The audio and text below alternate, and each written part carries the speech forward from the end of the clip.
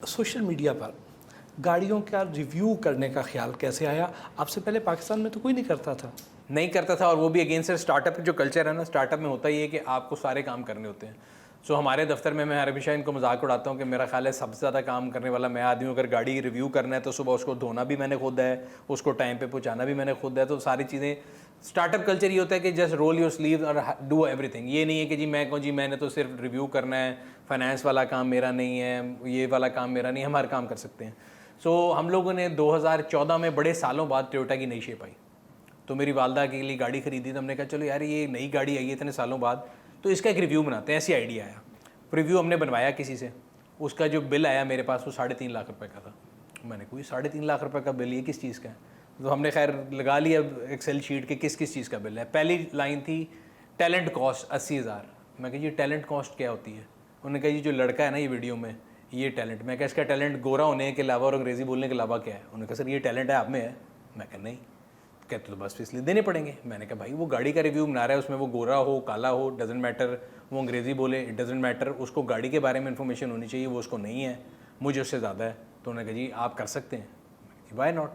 तो हमारे चैनल पे आज भी पड़ा है, पहला रिव्यू किसी और ने किया था। तो उसके बाद दूसरा मैं कहा जी अगले में टैलेंट में हूँ, 80,000 रुपये तो माइनस करो अगले रिव्यू। तो अच्छा जी बाकी ये जी कैमरों की रेंट फ्लांटम का। मैंने कहा अगेन हमने कोई मूवी तो बनानी नहीं कि हमें कोई बहुत फैंसी कैमरे चाहिए। हम कैमरे पकड़ो, DSLR कितने का 3-3.5 लाख का। That's how we started, we made a channel. और अल्हम्दुलिल्लाह अब आप देखें 2+ मिलियन हमारे रिव्यू जो हैं फॉलोअर्स हैं। और मेरा ख्याल है साउथ ईस्ट एशिया में गाड़ियों का चैनल हमसे बड़ा कोई नहीं है। जब भी किसी गाड़ी का रिव्यू करने के लिए जाते हैं तो किन किन चीज़ों पर फोकस करते हैं? It's a very high risk product. तो उस पर गाड़ी का रिव्यू करने के लिए मैंने एक बड़ा स्टैंडर्ड बनाया हुआ है। मैं गाड़ी को खुद 3 से 3,500 किलोमीटर चलाता हूँ पहले।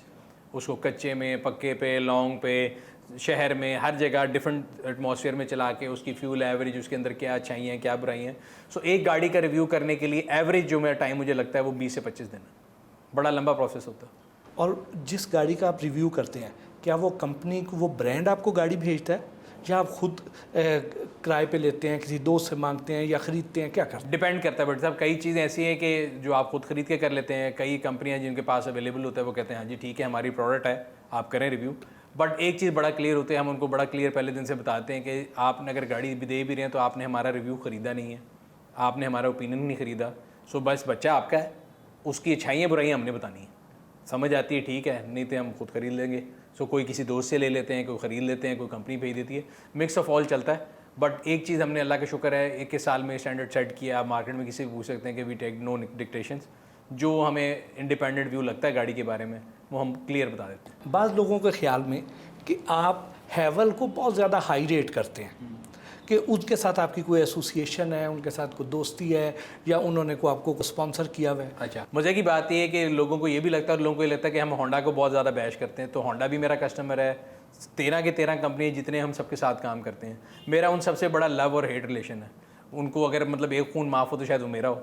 तो मैं डिक्टेशन उनमें से किसी से भी नहीं लेता। सो जब किसी की गाड़ी की अच्छाई करो वो खुश हो जाता है, जब बुराई करो तो वो कहते हैं जी दूसरे ने कहा तो कर रहे हैं। सो इसलिए मतलब मैं उस बारे में इतना को ख़ास वो नहीं करता। बाकी हैवल का अगर ताल्लुक है, मुझे लगता है कि बड़े अरसे बाद एक ऐसी कंपनी आई थी जिसने मार्केट को डिसरप्ट किया। और एक जो मार्केट में एक कॉन्सेप्ट था कि चाइनीज़ चीज़ शायद जो है ना, मतलब हमारे मुल्क में कहते थे ओरिजिनल वर्सेस आर्टिफिशियल की जगह चाइना लिख दो। तो अब अगर आप देखें 3-4 साल हो गए मार्केट में, इस टाइम पे मार्केट में अगर आप देखें तो वाहिद गाड़ी है जो प्रीमियम पे या बराबर बिक रही है, बाकी सब नीचे बिक रही हैं।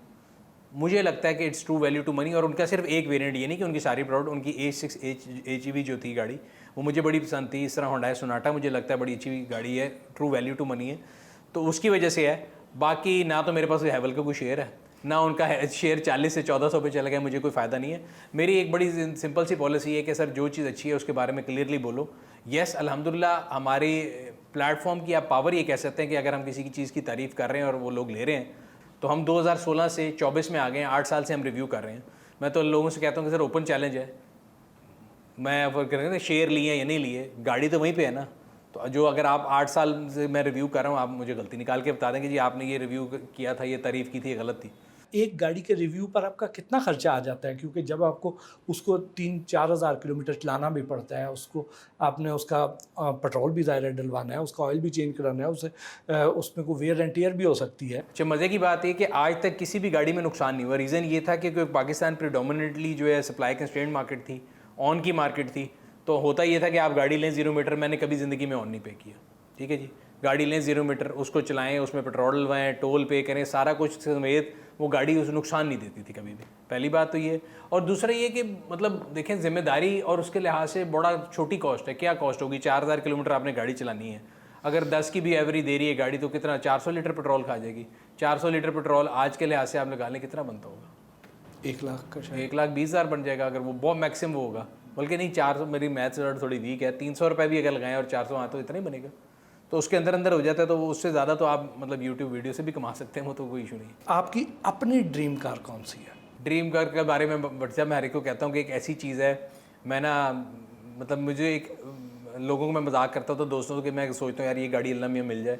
और I have been lucky enough कि मैंने बचपन से लेके आए तक जिस गाड़ी के बारे में ड्रीम किया है वो मुझे अल्लाह मियाँ ने अता ज़रूर की है। अच्छा, मैं कहता हूँ अल्लाह मियाँ ये दे दें, इसके बाद दोबारा नहीं मांगूंगा। एग्जैक्ट हफ्ते बाद मैं कहता हूँ अच्छा अगली दिन मांग शुरू करता हूँ। तो जिस तरह बच्चा माँ से मांगता है ना, तो इस तरह मैं अल्लाह मियाँ के साथ एक कनेक्शन है। मैं हमेशा कहता हूँ कि अच्छा अल्लाह मियाँ ये गाड़ी मिल जाए, फिर नहीं तो चेंज होती रहती है, आगे से आगे की जस्तुजू चल रही है। पाकिस्तान में इस वक्त जितनी भी गाड़ियाँ अवेलेबल हैं उनमें से सबसे ज़्यादा आपको कौन सी पसंद है? अच्छा, मेरी चॉइस गाड़ियों में ज़रा पुरानी गाड़ियों की है, बहुत ज़्यादा पुरानी की नहीं।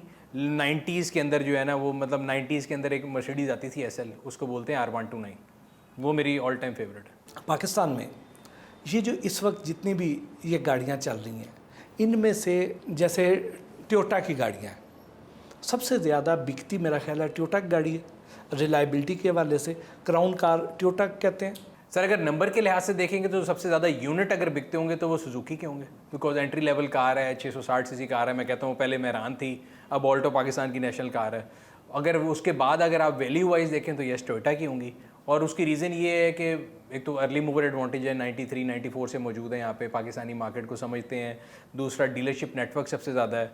सो अगर आप कहीं भी गाड़ी लेके जाते हैं और ख़राब हो जाती है तो सबसे क्लोजर डीलर टोयोटा का है। पार्ट्स की अवेलेबिलिटी है, मैकेनिक बहुत ज़्यादा समझते हैं। तो ये सारी चीज़ें मिलके मेरा ख्याल है, वो कहते हैं ना कि you can not go wrong buying with Toyota. तो पाकिस्तान में वो इस तरह से ट्रू है। लेकिन अब नए एंट्रेंट्स ने आहिस्ता आहिस्ता जगह बनाना शुरू कर दी है। और अगेन मैं कहता हूँ अच्छी बात है कि कंपटीशन लोगों को चैलेंज कर रहा है, ऑप्शन ऐड कर रहा है, और डिफरेंट पुरानी कंपनियाँ जो पहले थोड़ी कंप्लेसेंट हो गई थी उनको भी मौका मिल रहा है कि दोबारा उठें। एक दौर था कि हमारा जो एक तासुर था कि जो जैपनीज़ ब्रांड हैं ये सबसे अच्छे हैं जी जी। और उसमें कोरियन आए, उनको उतना पसंद नहीं किया गया जितना जैपनीज़ को किया गया। और अब चाइनीज़ जो हैं वो अब मार्केट में आ गए।